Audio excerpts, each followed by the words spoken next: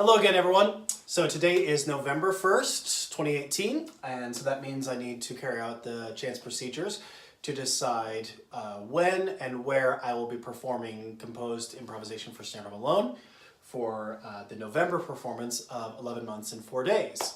First things first, I've got my random number generator, and it's telling me 19, so that will be November 19th, which is a Monday.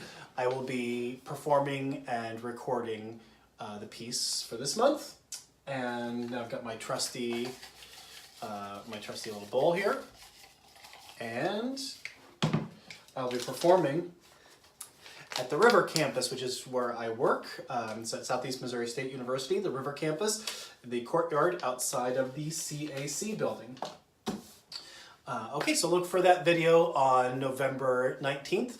A few days beforehand, just like last month, I will carry out the procedures to create this month's version of the piece. All right, so today is November 18th, 2018. I just got back from PASIC, where I had a wonderful time.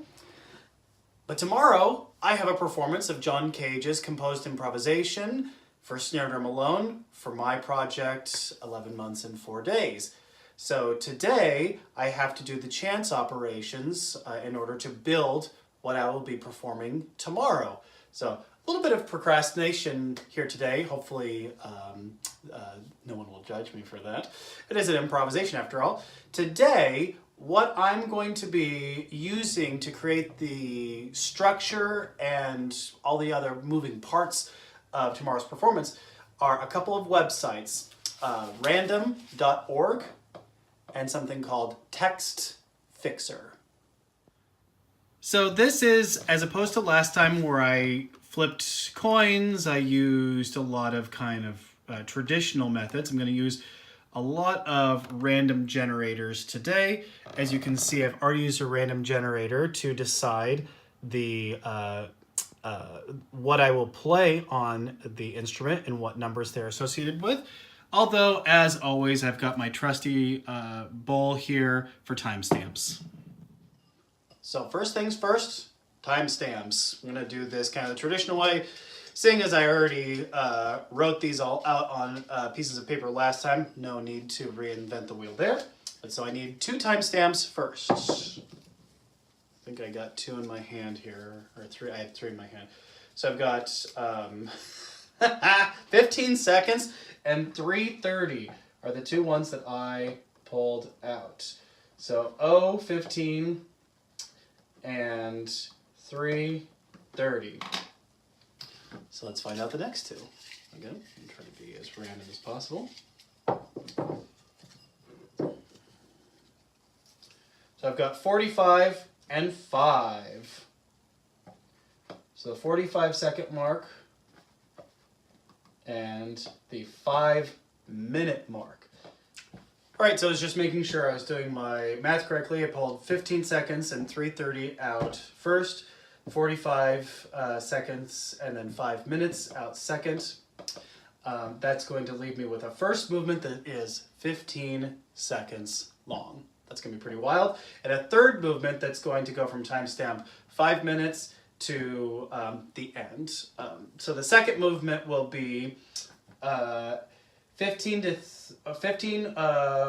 15 seconds and 3:30 to 45 seconds and 5 minutes.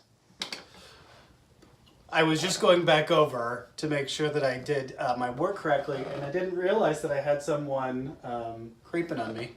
So I feel like Mr. Cage would have actually enjoyed that. So, buddy, you're invited to stay. So, buddy's going to stay in here with us for the remainder of this, unless he chooses to leave. He hates classical music.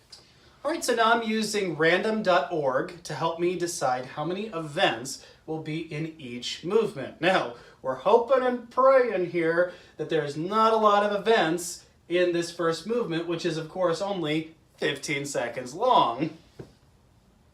But I'm going to be honest, it's a really slow generator. And it's 3.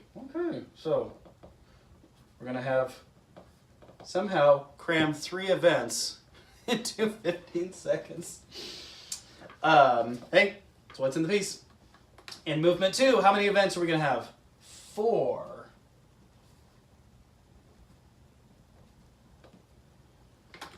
And in movement 3, 3. I feel like we've already got 3. Let's not have any repeats there.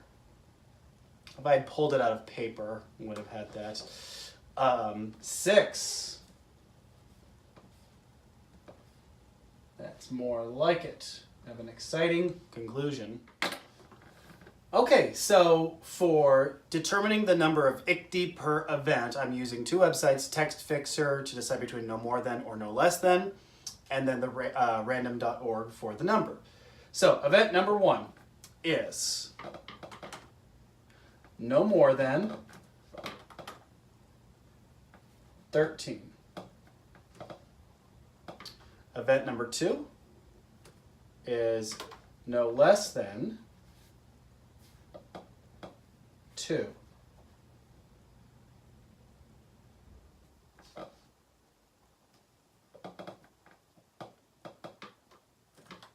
Number 3, is no more than 58. So, wrote down an incorrect number there. Movement 2. Event number 1 is no more than 36. Event number 2,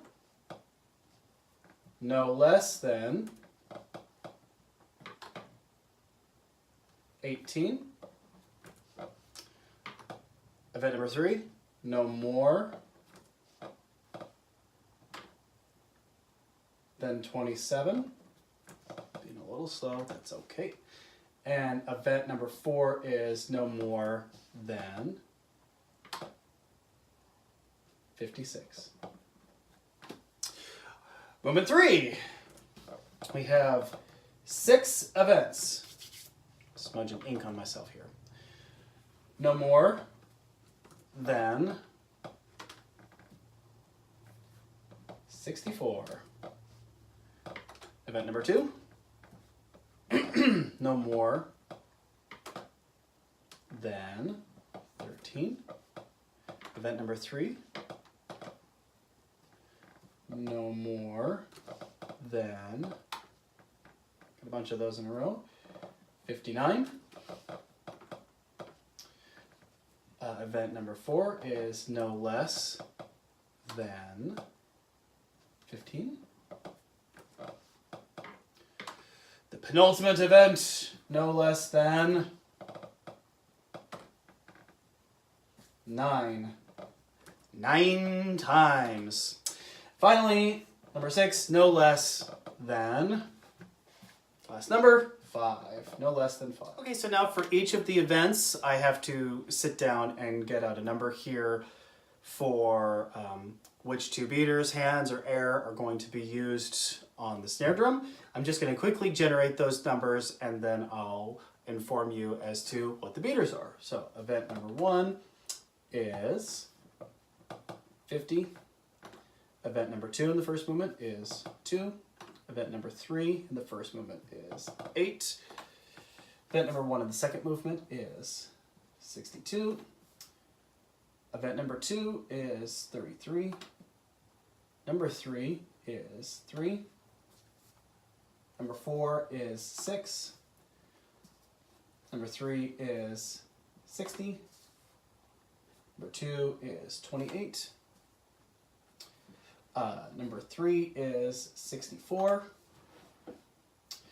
Number 4 is 30. Number 5 is 2, again. And event number 6 is 18. Okay, so I gave you the number of 1 through 64 for each of those. How I decided as far as the sticks and mallets for this performance, so I used essentially everything that's in my basic bag, and that was snare drum sticks, brushes, hot rods, yarn mallets, felt mallets, brass mallets, plastic or polyball mallets. I think I'm going to use my polyball Beckers, and triangle beaters. I think that's it. So it made a random list for me. And then I'm using from page 2 of this, his specific ordering from left to right, top to bottom. I chose for this time for number 1 to equal 1-1. So that would be, for this, yarn mallets and yarn mallets. So yarn in both hands. In future performances, I might choose to mix this set up, go in a different order. I think that would be appropriate. For today, I did like a book in English, left to right, up to down, top to bottom, up to down. So what that's going to turn into is for first movement, event numbers 1 through 3 is going to be timpani and brush, timpani mallet and brush, yarn, and then a hot rod, and then yarn, and then a brush. Movement 2 for events, hand, and then xylophone mallet, 2 brass mallets, number 3 yarn, and then a snare drum stick, number 4 yarn, and then that xylophone mallet again. Movement 3, 6 events, hand, brush, triangle beater, felt mallet, hand, triangle beater, hand, xylophone mallet, yarn, hot rod, snare, triangle. And as a reminder, there's got to be a two-handed snare drum rim shot somewhere in the piece, so when you see that, that's what that is. Finally, for this performance, I'm only going to decide if I'll have the snares on or off.